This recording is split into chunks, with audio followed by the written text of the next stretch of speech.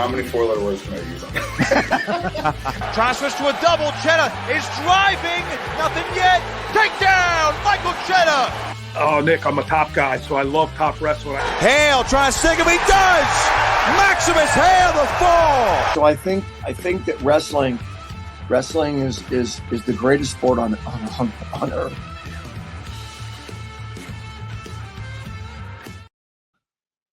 What's going on, everybody? It's Nick Kosko with On3 Sports, another edition of On3 Wrestling. I'm pleased to be joined now by Skylar Grote. Skylar, thanks for joining the program. It's a pleasure to talk to you, and really no better person to talk to when it comes to women's wrestling. A big advocate. You're still in the sport as well, coming off an Olympic trials run. Appreciate you joining the program. Yeah, thanks for having me. I'm excited to talk about wrestling and specifically women's wrestling. Well, we could always grow the sport, so I wanted to talk about the sport specifically at the collegiate level.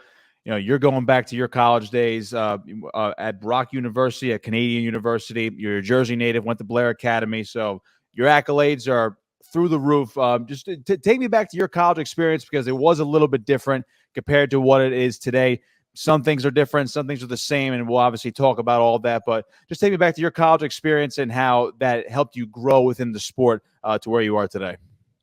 Yeah, so I went to high school at Blair Academy, and Blair Academy is a prestigious high school, and a lot of the students that go to Blair are going to D1 schools and Ivy Leagues and all of that. And so I obviously had goals to go to a really good academic school as well when I was at Blair, but I faced the problem of, there weren't a lot of wrestling schools for women that were D1 or were very strong academically. And so it was a very difficult process for me to go through to try to decide, where do I go for college? Do I kind of put my wrestling career first, or do I put my academics first? Or, do I kind of just sacrifice them both to a degree? And so I decided at the time that my academics were more important. And so I applied to Penn State and I applied to Lafayette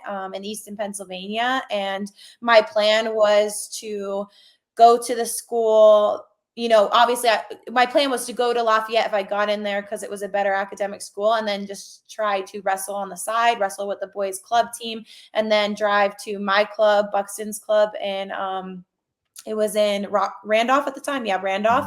And just kind of do this wrestling thing, on my own. But when I got to Lafayette, my schedule was just so rigorous with classes and driving to club 3 times a week to get my practices in was just too much. And I kind of told myself that, it's too much on me. And I don't think that this is the best setup for me to be the best wrestler that I can possibly be. And so I told my parents, we got to figure out something else. I need to go somewhere else. I need, coaches working with me day in and day out, and I need a team. And so I decided to transfer, and my dad had a friend that suggested that I look at schools in Canada because they were pretty decent academically and the wrestling was pretty solid. And so we took a trip to Canada. I visited Guelph and I visited Brock. And when I got to Brock, I just knew that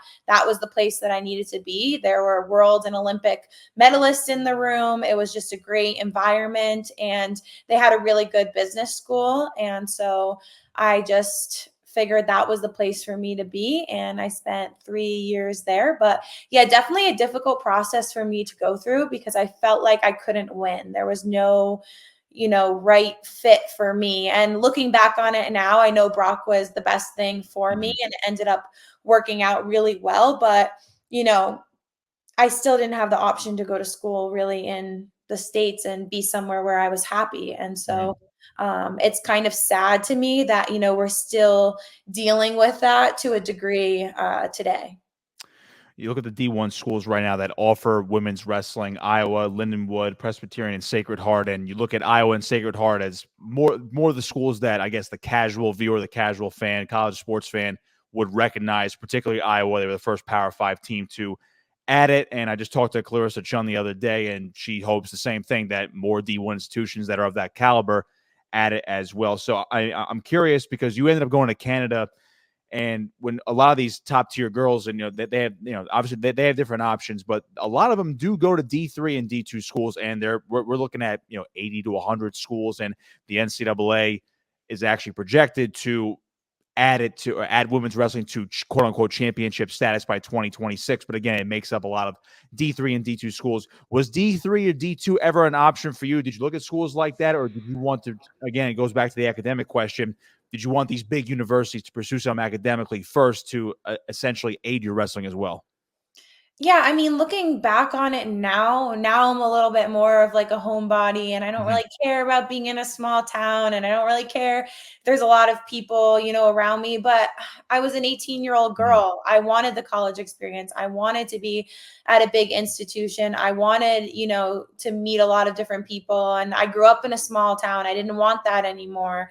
I wanted to be in like a bigger city. And so at that time in my life, like that's what I wanted. And a lot of the D2 and D3 schools were just in areas that I just knew that I wouldn't be happy in. And so, no, I didn't really look at D2 and D3 schools.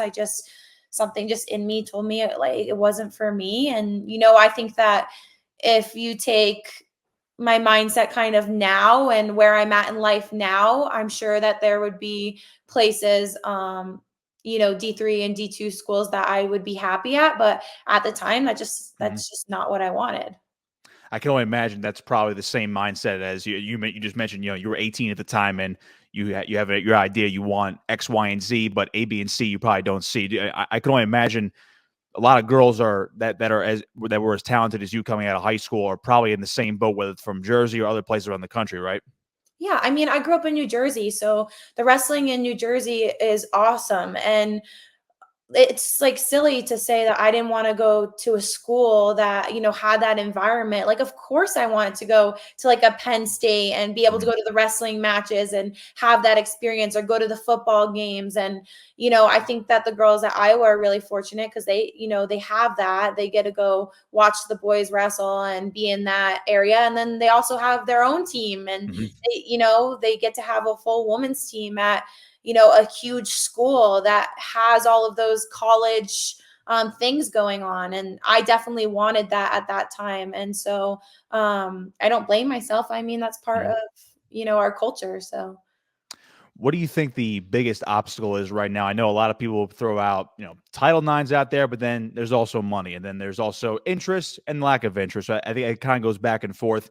Again, D3 and D3 and D2 schools can make it happen, but the D1 schools, as I just mentioned before, only 4 of them right now, maybe more to come. And I know there are some wrestling powers that have women's club teams now. I know Lehigh has the plans of trying to go Division I with their club team. Rutgers has a women's club team, although no plans to go to D1, at least as of right now.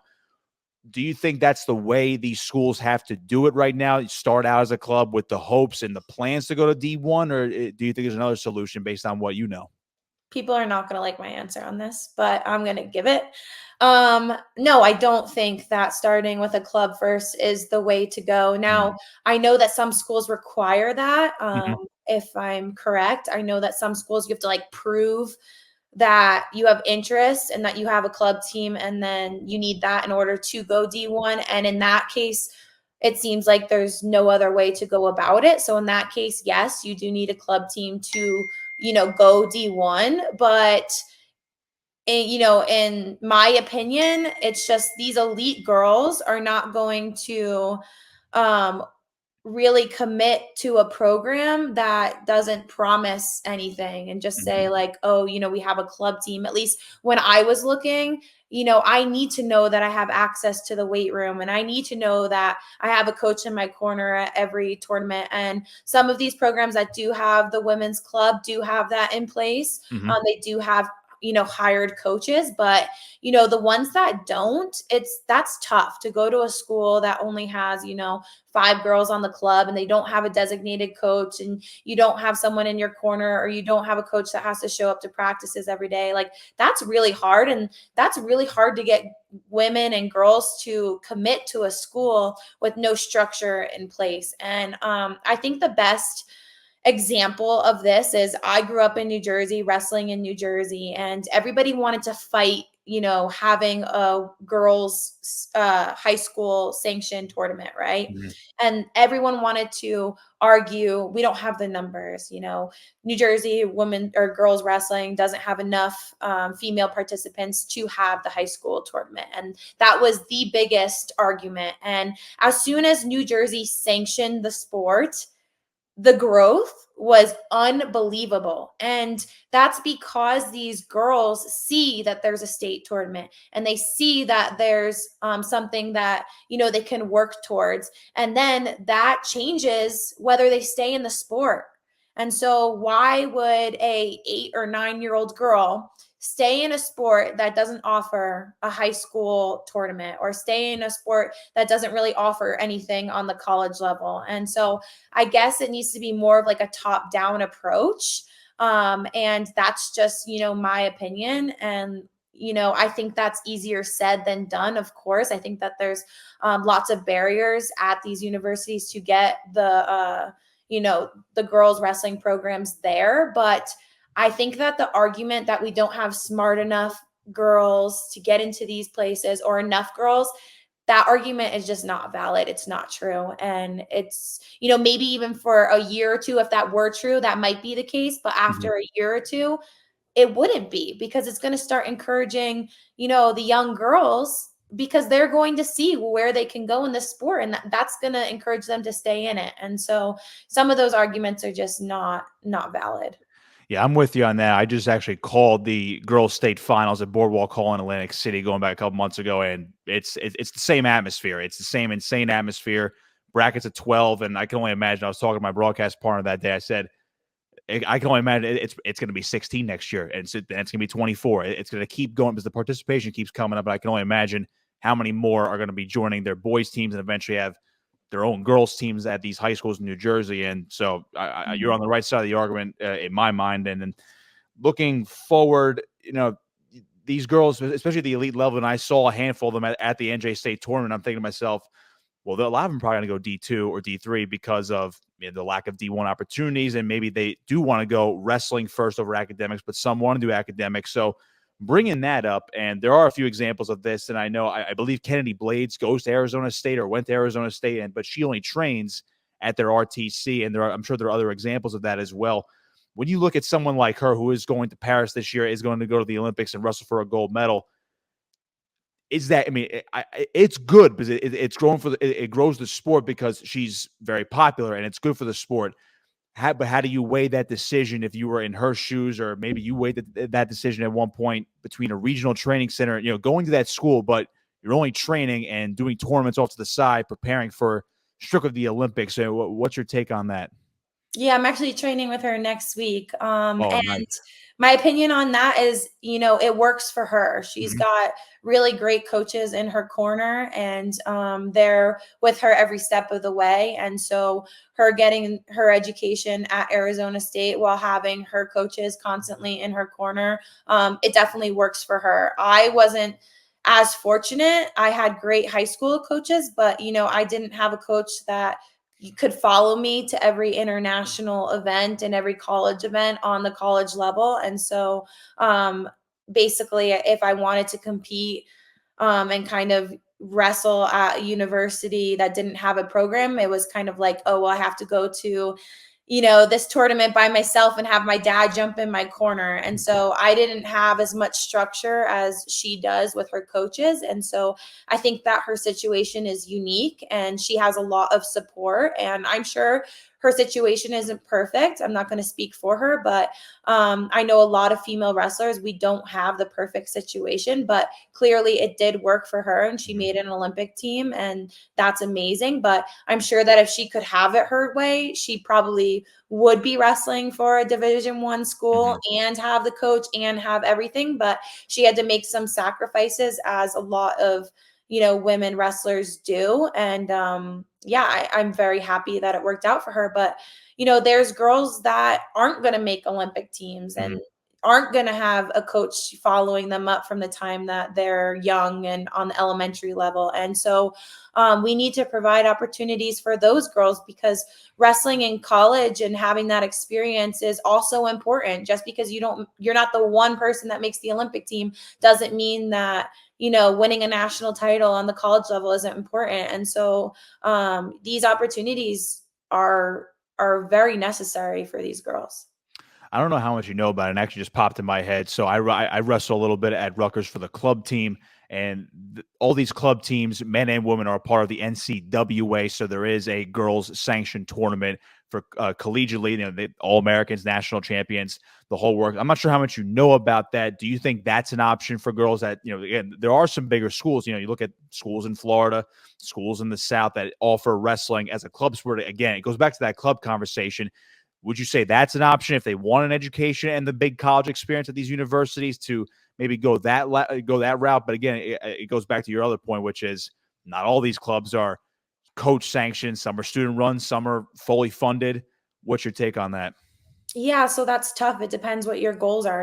I think my goal was always to make an Olympic team, and my goal was to be a national champ, and my goals were really high, and I knew that I couldn't do that, just on a club team. And so I think it really depends on your goals and kind of what you want out of your wrestling career. So yeah, if you want to just wrestle at the club tournament and be a club national champ, that's great. And I think that those opportunities are kind of out there for you. But if you're trying to win the US Open and make a world team and make an Olympic team, then that's probably not going to get you to where you want to be. And that's the problem we're facing, is we have these elite female wrestlers, and they're kind of left with nowhere to go after they graduate high school. And that's a problem. And that's going to maybe deter some girls, really good, talented girls, from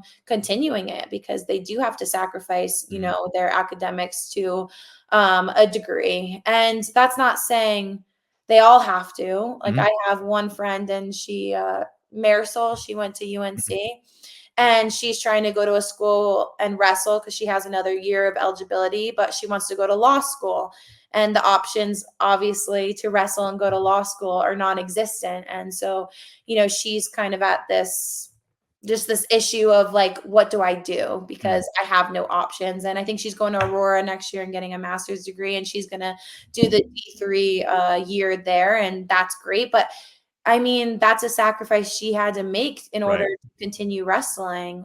She didn't have any options. So yeah, it's definitely a problem, and it's sad that I dealt with this problem 10 years ago, and girls are still dealing with it today. And it's better, don't get me wrong. I mean, it's great that they have options to go to Lehigh and have options to go to Oklahoma State and Air Force, and I don't know where the other girl was going, but it's great that they even have a little bit of opportunity there, because it used to be non-existent. And I know that some of them are going to have the success that Kennedy Blades has, and they're going to have the support that they need to make Olympic teams. And that's incredible. But the fact that they don't have D1 structured programs and teams is sad, especially because I dealt with this 10 years ago. So what do? We're going to wait another 10, another 20. Like when does it end? Skylar Grote with me here on On3 Wrestling. A couple more for you, Skylar, and I'll let you go. I appreciate your time, of course. You mentioned the word that stood out to me was deterred, and what these young girls and high school girls, do they get deterred to keep pursuing wrestling? You run a lot of camps. You talk to a lot of young girls. I know you even do camps for boys too. Boys love your camps too, because world-class technique. When you talk to these, especially the young girls at these camps, especially when you come back to New Jersey, in a state that's growing in terms of girls wrestling, what do you tell them when they're young and they ask about their future in the sport? They look at your experience, and again, it was different 10 years ago. Also, a little bit of the same now, 10 years later. But when they ask about your experience and what they can accomplish, and what path they can take and what steps they can take to be successful in the sport, as young girls, as high schoolers, possibly in college, or even on the international level, what's your message to them? Yeah, I think that there is a lot of opportunity coming in the sport, and I don't regret wrestling, and I don't regret my journey. And I think that wrestling is a sport that teaches you so much about life and so much about yourself. And I encourage them to stick with it because I do think wrestling is the greatest sport. And so I'm happy that they can, look at me and see where I am and see that I get to travel the world with Team USA and go to all these different countries and have all these different experiences. And I just remind them that, wrestling can be a great thing for them as it is for me. And yeah, it's awesome to watch. Like I said, the girls in New Jersey, they're coming up, and there's a lot of them, and I'm very fortunate to be a positive role model for them. I'll get you out of here on this one. Magic wand time. I'm going to steal a little bit from Mike Mal here. Magic wand for girls wrestling, women's wrestling. If you had to make one change that could send it skyrocketing, what's the first thing you would do for the sport? Oh, wow. I think more coverage Mhm. is what I would say. I think that we need more coverage, whether it be flow wrestling or be something else. I think that women's wrestling needs the spotlight. I mean, look at the spotlight that was given to the Iowa basketball team and how Mhm. much, women's basketball has just skyrocketed. And that's all media and that's all marketing. And I think that the same can be true for wrestling. I think the talent exists, and I think that we just don't highlight it enough. Well, it's a great answer, and it'll continue right here at On3 as well. Skylar, I really appreciate the time, and I can only imagine we're making another Olympic run for 2028. Yes. All right, I'd love to see it. Skylar Grote with me here on On3 Wrestling. Appreciate the time, and hope to talk to you again.